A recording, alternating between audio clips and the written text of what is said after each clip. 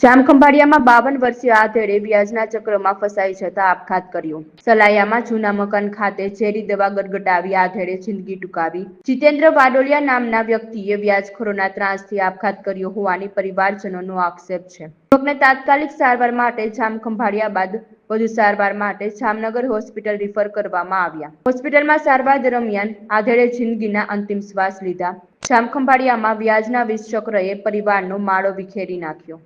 જય ભારત સાથ જણાવવાનું કે મારું નામ મનીષ વાડોલિયા છે અને મારા મોટા બાપાના દીકરા જીતેન્દ્રભાઈ પ્રજાપતિ જીતેન્દ્રભાઈ પ્રેમજીભાઈ વાડોલિયા એને ગઈકાલે સવારના એને અમારા જૂનું ગામ સલાયા ત્યાં એને ઝેરી દવા પીધી।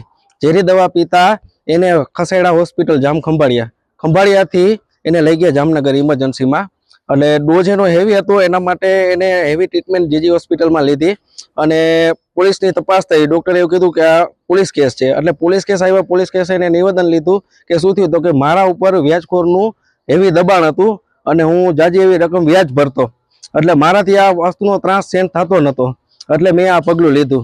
જેનું સલાયા મોરીન પોલીસ સ્ટેશનમાંથી નિવેદન 2 વ્યક્તિ આવ્યા હતા સ્ટાફના એને નિવેદન દીધું। હવે મારી એવી ઈચ્છા છે કે બસ આનો ન્યાય મળે, ફરીવાર કોઈ સમાજ ઉપર આવી અત્યાચાર ના થાય એના માટે।